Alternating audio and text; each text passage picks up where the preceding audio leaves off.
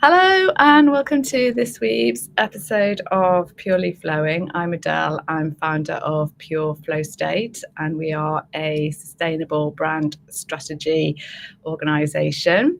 And the name Pure Flow State comes from the concept of flow state, which was coined by an Hungarian-American psychologist named Mihaly Csikszentmihalyi to describe a moment where you're so engrossed in what you're doing that you enter into a timeless bliss and you could do whatever it is you're doing forever.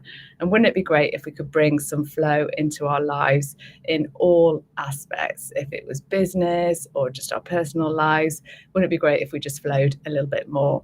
So these sessions are about talking to other entrepreneurs and friends about their experience of flow. And if there's been a time in their life when they've been out of flow, how they get back into it, and generally what happens when they're not in flow in their life and how they can bring it back in to make everything better.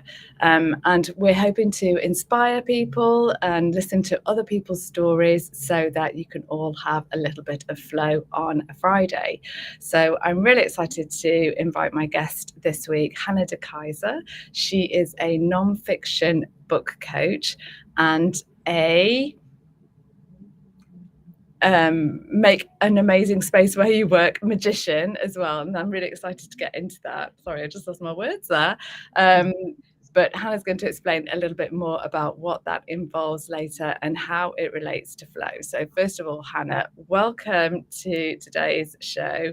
And I'd like to ask you first of all, how are you flowing this week?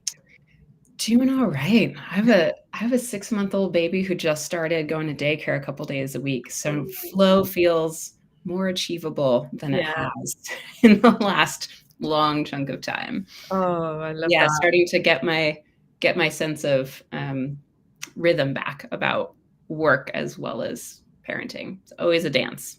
Oh, it is. Yeah, it's a flow. Yeah. That's for sure. And much as we love our babies, it's nice to spend some time without them and rediscover ourselves, isn't it? Indeed. Indeed. So first of all, I want to ask you about your experience of being a book coach, and obviously the first thing when you think about flow in relation to books and writing is experiencing writer's block or something similar, which I'm sure is quite common that you've seen both with your clients and in your own experience. That's right, isn't it? Yeah. Yeah. I mean, writing a book is a long process. Really no way around that, right? If you're going to write a good book-shaped object and get it out into the world, that takes a lot of time. Yeah. And every creative process is a cycle. There are going to be times of really generative energy and flow, and there are going to be kind of these fallow times of kind of uncomfortable feelings or block, and there are going to be times when you're chewing on something in the background but it feels like nothing's happening, and then you surprise yourself with how much has been happening in your brain. And that's just, I think, a part of every single creative process, whether it's a book, a business, anything that we're making as a large endeavor in the world.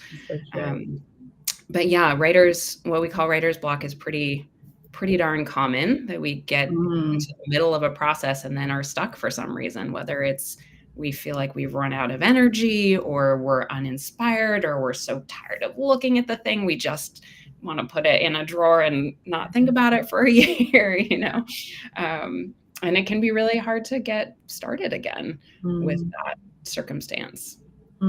So do you find generally with the people that you've worked with that it's been something that happens in the middle of a process rather than kind of like at the beginning or even towards the end? I think towards the end, it's more likely to be I'm really tired of this. Yeah. Please make it stop. As opposed to, I can't think of the ideas. Yeah. And then beginning and middle, it's sort of I don't know what to do next, or I don't want to work on this, or nothing is coming to me. I can't do it. So how would you guide them out of that and into a space where their ideas can flow? Yeah, I think it's very person dependent, and that the thing that makes the most sense is to have a toolkit of different ways you can get past it, kind of build yourself a magical bag of options so that you can try and find something that works for you at that moment. Some of the most common things that help are getting help, right? Getting a partner in some way, whether that's a coach who can help you with the mindset tools and hand you their tool bag to say, hey, here are all the options. Like, let's talk through it and figure out what's going to work for you. Get you new energy and inspiration that way. Or it could be a buddy who you say, hey, I'm really, really trying to get words on the page, but struggling. Can I text you at the end of the day with how many words I've written and you send me a celebratory emoji? Like, that's it. And that kind of accountability can really help, whether it's joining a writer's community for free online or at your local library. Like, there's getting people on board is my kind of number one tip for people who are struggling to get words on the page. Another thing that can really help is what worked for me is putting yourself in circumstances, really prioritizing, making yourself feel like yourself, which requires knowing kind of what that is. For me, when I was writing my book, it was kind of a slow process over most of a year. I got to the end of the year in December and January. I just was not writing. I really wanted to get it done and nothing was coming out. And I realized that I was just grumpy all the time. Like I was putting a lot of pressure on myself and nothing was working. And I started going to dance class because I used to be a professional dancer, and moving my body and dancing makes me feel connected to myself. And it's a really essential part of who I am. And I wasn't doing it. So I committed to going to dance class. And then it was in the evenings, and I would go take my computer to a local bar afterwards and kind of have the energy and joy of having moved my body and feeling like myself, and sit at the bar and type and drink a glass of wine and listen to terrible 90s music on the bar. And those all felt like circumstances that were really me, like pre-kid, pre-parenting, in my 20s, who do I really love about? Like, what version of myself do I miss? And it was that. And I since have paid attention to that with a lot of clients as well. And if they can find something that really brings them joy, that connects them to themselves, they get in that space and they commit to prioritizing that, the words begin to flow again, even if they're not related.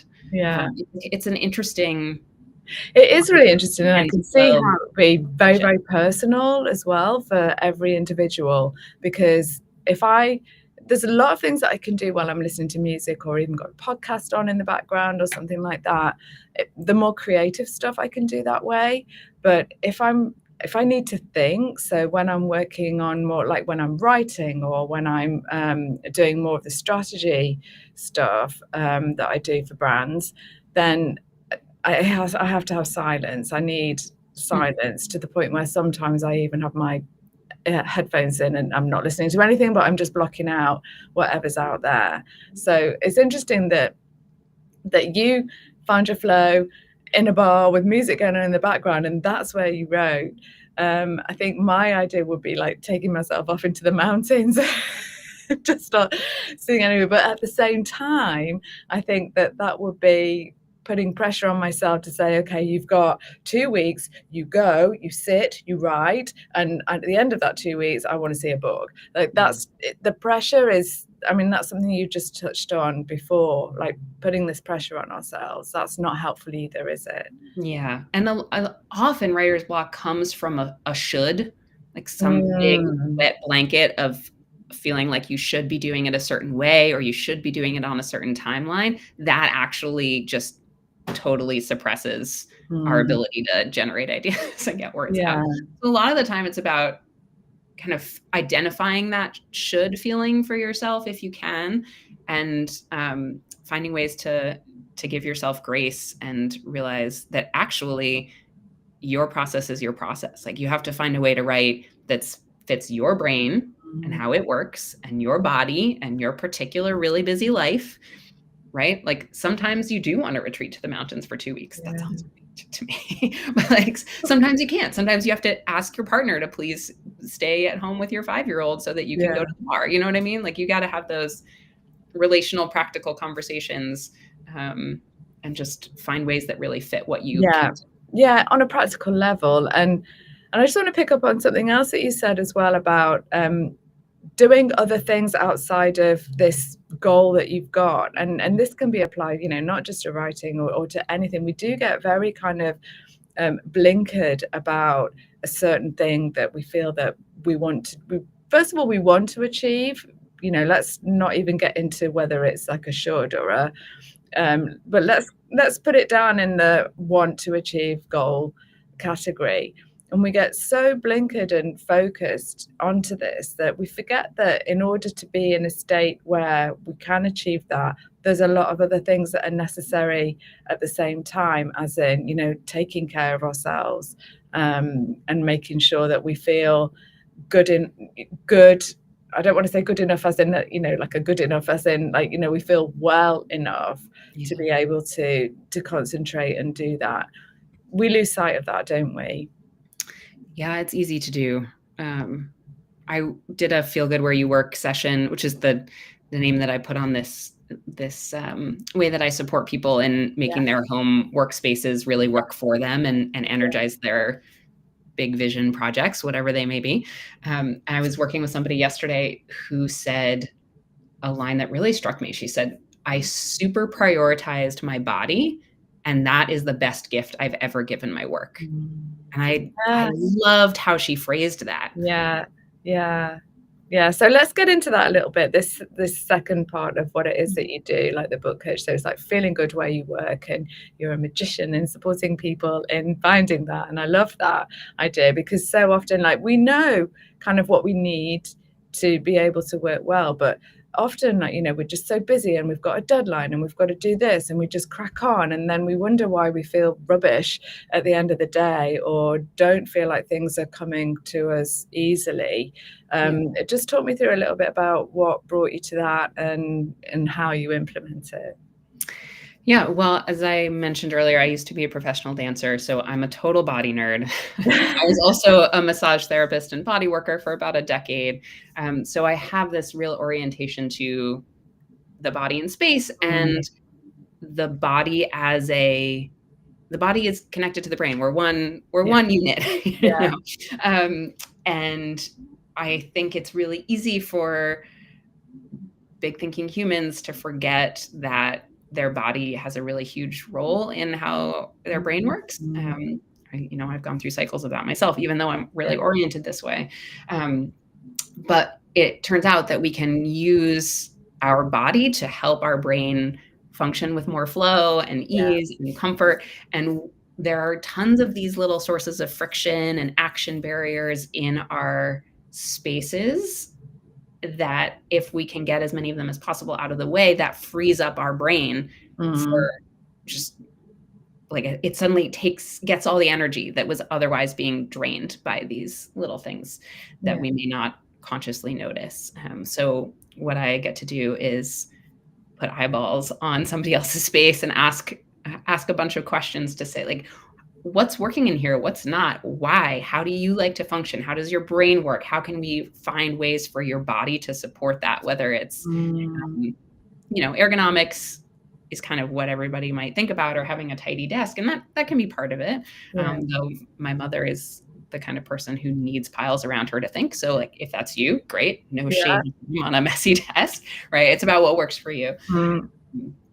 But it's also like, okay, I edit books best if I have markers and a big blank piece of paper next to me, because I actually think about the structure of a book really visually. And so I draw it out. And if I have to go get those from somewhere else, that takes time. It breaks my concentration. So I have them right on my desk when I'm working, for example. Or if you are struggling to remember to do a process, what physical thing can we put in your space to help your body see it first, so that you don't have to think about it in the morning? Like that genre of thing to get your body involved in your process and lending momentum to your work and flow to your work, instead of, like, making all these little uncomfortable places on the way. I totally get that. And it it occupies a space in our minds that we're not actually conscious of it being there. But when it's not there, when it's suddenly removed or when it's suddenly introduced, one of the two, everything kind of makes a lot more sense, doesn't it? It's strange that way. Yeah. I'm sure this is typical of lots of people with any kind of project that they're doing, that my house is really tidy when I've got a big project on. So I'm kind of, I think I'll just do this, and I think I'll just do it before I actually sit down and do it, and then I'm kind of ready. But I think it in my case, it feels like I need to kind of declutter the space and feel like everything is tidy and clean and like in a state where that reflects on me, and it's like, okay, so now I'm ready to sit down. Now I can sit here and do my best work. I totally understand that. I'm the same way. I like to have a clear surface. My brain thinks more easily with a clear surface. And that's fine, right? If 2 minutes of tidying, or like tidying while you listen to a really good dance jam in the morning, is actually a good kickstart to your process in the morning, great, use that, right? Yeah. But if you're procrastinating every day, or like cleaning the oven knobs again just to avoid sitting down to work, like maybe let's look at what else is happening, what else we can do, right? Or you commit to tidying as the last thing you do, as a sort of ending ritual to your day, so that you're ready the next morning rather than. I like that, actually. That's a really good idea. Just like, kind of at the end of the day, ideas aren't coming out as clearly at that point anyway. So let's use that time in another way, and like moving our bodies as well, just to kind of maybe shift some of the stuff that we've accumulated during the day as well, because I'm very much in favor of kind of a somatic movement to clear any kind of stuff that gets stored up in there. And you always feel better after you've moved, don't you? Most people do, yeah. Yeah, just to get the energy flowing in a positive way again. So I wanted to ask, have you noticed any patterns when you've worked with different clients around creating this environment? Have you seen a lot of similarities, or is it really a case of very, very individual for each person that you've worked with? It's quite individual. I would say many people find it useful to get external permission from me to make the space feel like themselves. That's interesting. That for whatever reasons, they're having trouble giving themselves that permission. And that's a lot of what's keeping them feeling gross in the space, or not wanting to come in to be there at all, right? Or if you work from home from a corner of your living room and your teenager dumps their homework on the corner of your desk every time, like your family's stuff has accumulated on your workspace through no fault of your own, you may feel that that's a hopeless situation, right? And so having a little external voice say, actually, it's okay to carve this out as your space, and here are some steps we can take to do that very practically, is useful. So that's a pretty common emotional mindset shift for people. But then within that, what feels good to you is so personal. So it's really for me, about listening and being in conversation with somebody, and kind of giving that permission to say, oh, your body has an instinct to do that. Let's do it right now, right? This is we're not trying to add more things to your giant to-do list. This is like, let's take time right now to do something small that's going to make a really big difference for you. And I think this is so important to bear in mind as well, especially now where hybrid working is, it's where it's at. The majority of people, whether they're employed or whether they have their own business, they are working from home at some point in the week, or if not all of the week. So it's really important to be okay around carving out that space and saying, look, this is my space because I need to work. I need to have a space where it's conducive to creativity, and I need to feel comfortable in it. Because otherwise there's always going to be something a little bit stuck about the work that you do in that space. And I noticed this really keenly, actually, when I was at an office, and then kind of the middle of last year, I decided to leave the office as I wasn't using it as much as I could. And for various circumstances, I was using a different co-working space as well. So it kind of made sense for me to not have that office anymore. And it took a lot to let it go. I will say that, because it meant so much more to me than what it was as an office. It was a space where I could just go and be on my own.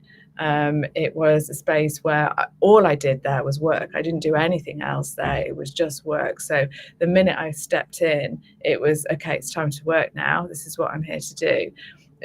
It so happened that the office didn't have a massive amount of amenities or distractions around it. So I had to supply myself with everything that I would need for a full day to be ordered, to get there. So I mean, sometimes that meant breakfast, lunch, and dinner being supplied. If I had a big project and I knew I was going to be working quite late, I had to have everything there for me.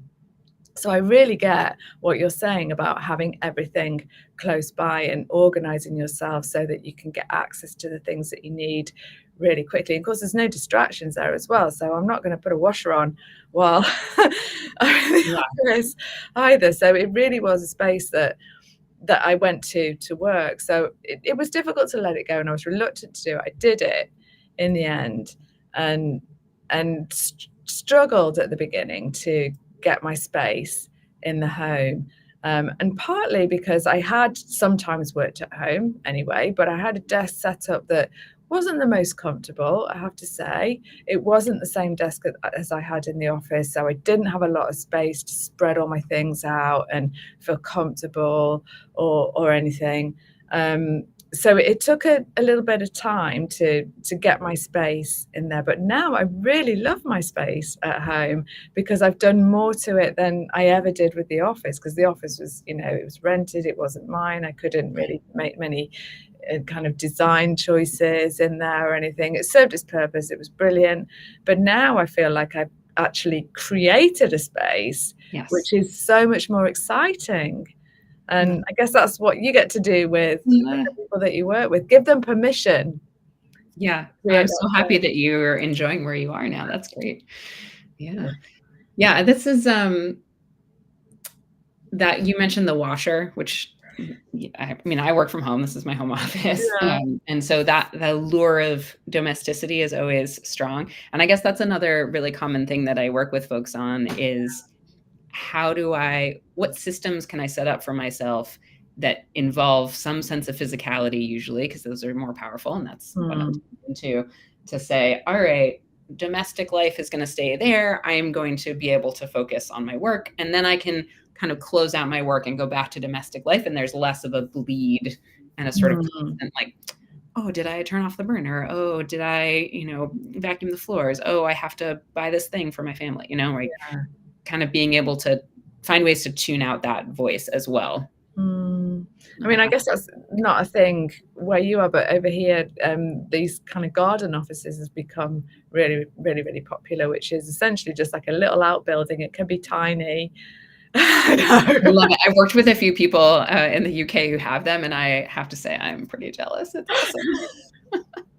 I know, I would love one as well. Just that walk from the house. It could be a few steps out into the garden to go and occupy a space that is totally separate. It's psychologically, it's going somewhere, isn't it? Yeah. And then the trick for the rest of us is, if we can identify the kind of ideal, like the retreat in the mountains or the garden office or whatever, like where would we most love to be?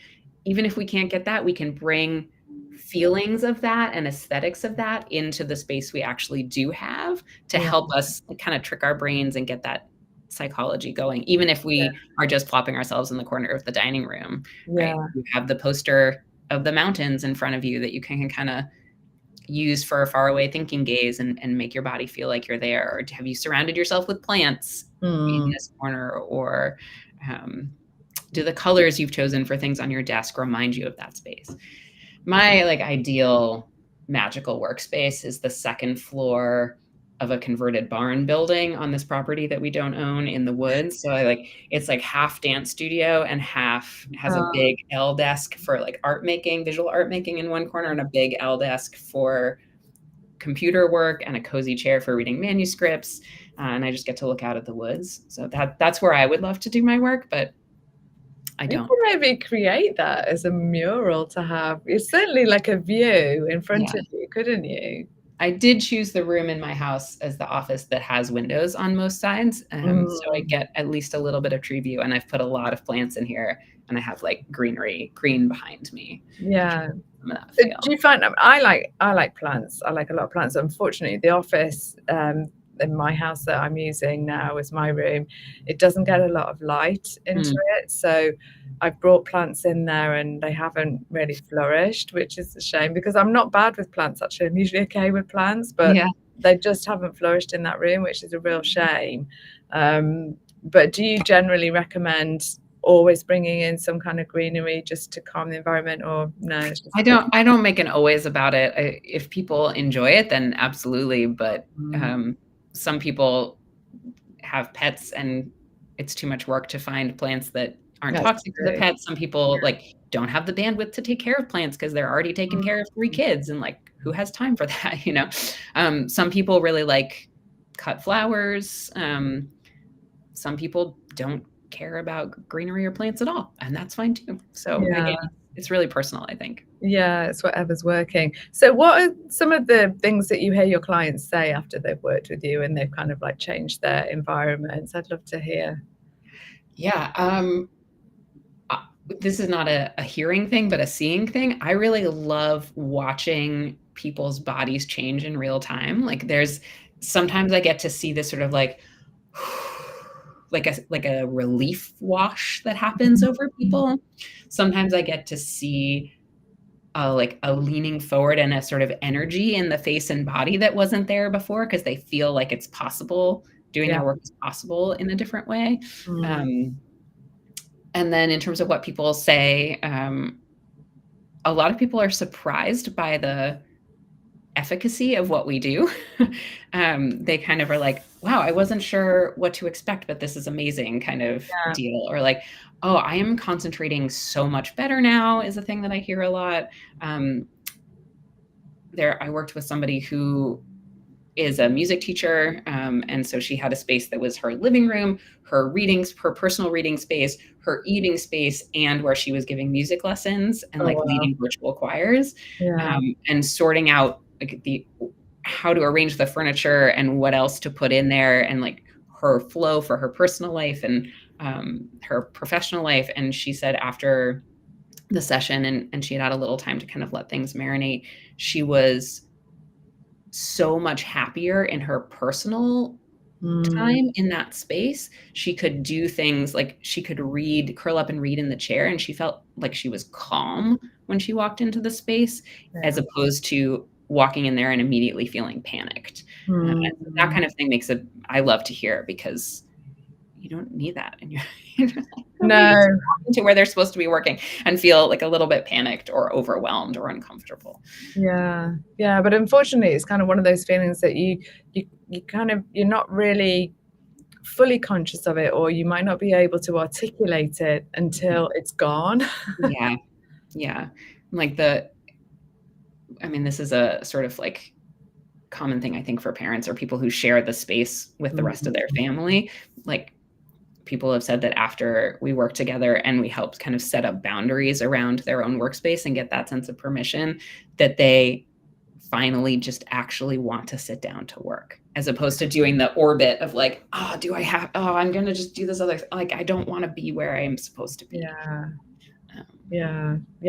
And I notice now more quickly when things are kind of creeping in that aren't helping me feel in that kind of like relaxed state, and I'm able to act on it more quickly rather than let things build up. And I think that's been quite a game changer for me as well, actually.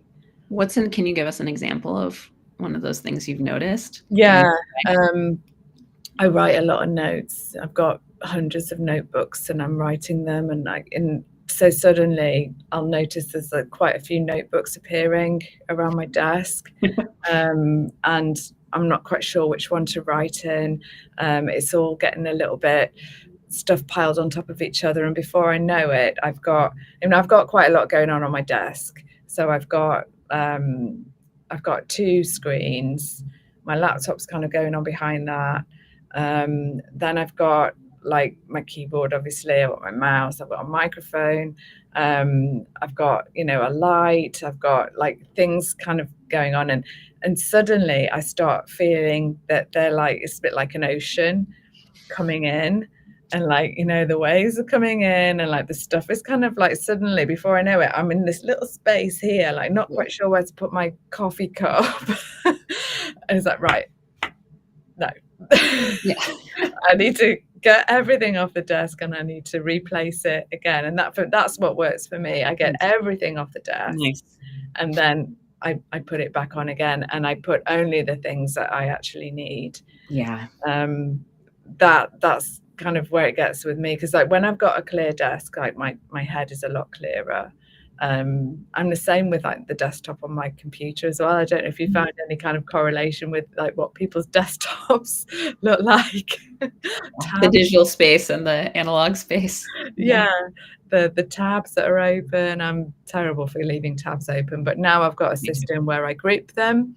So like the tabs are grouped, so all my email tabs are in one place, or anything else that kind of need to go back to, or I then kind of like bookmark stuff and make sure that it's not just open, because I find something, I think, oh, that's really interesting, and I know I'm going to forget what it is if I don't make a note of it somewhere. I feel very seen right now. My husband looks at my computer and is like, how do you live like this? Yeah, well, it's the brain, isn't it? It's like there's just constantly stuff going off all the time. Yeah. But I'm getting better at kind of finding a process that means that I can hold on to things in a way that is sustainable and not taking up, because my computer doesn't work as well when I've got all these tabs open, because then Chrome will tell you how many megabytes it's taking up. You're like, oh my God, that's half my memory on that one tab. What's going on? So yes, getting rid of that is that's fundamental to me. So Hannah, I want you to give some tips and advice around when people might be feeling out of flow, whether it's through writing, if people are got a book in mind, or whether it's just their space and their environment. What tips have you got for people to get into flow or stay in flow? Yeah, I think one of my most fundamental tips we've already talked about in a couple different ways of leaning into doing things or surrounding yourself with things that make you feel like you. And yeah, even if it feels like that's taking time away from the creative project, I would say actually that's going to refuel you to get momentum back with a creative project. Rest. If you think you don't need rest, but you find that you're really tired and not thinking very well, try rest. Even if you feel, again, like it's taking time away from the project, it's a fundamental fuel source. And yeah, play, like trying to build rest, play, joy, you-ness into every day, even if it's just 5 minutes at a time. A little mini break that's really for you is a great flow engine. Yes, the mini breaks. Talk to me about the mini breaks. Yeah, I started an experiment a couple of years ago that is centered around that idea of like rest and joy at the heart of our workday, and taking 5 minutes in the middle of our workday to do something playful, joyful, like sleep in a puddle of sunshine, go for a walk around the block, work for 5 minutes on your puzzle, whatever it is, like dance to a great tune, whatever it is for you.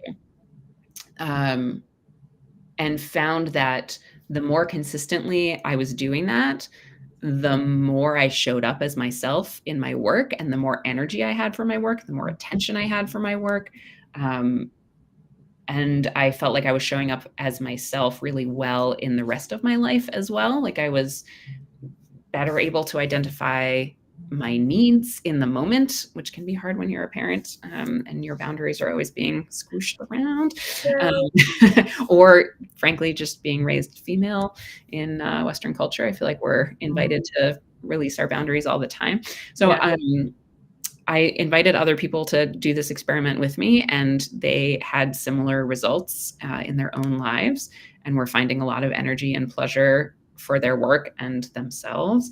And so I sort of made a little framework around it. It's a monthly membership that I give people tools to help them be really consistent in doing this tiny, personal, really quite easy. You can jam it in while you're walking back from dropping your kid at school, or while you're waiting for the bus or whatever.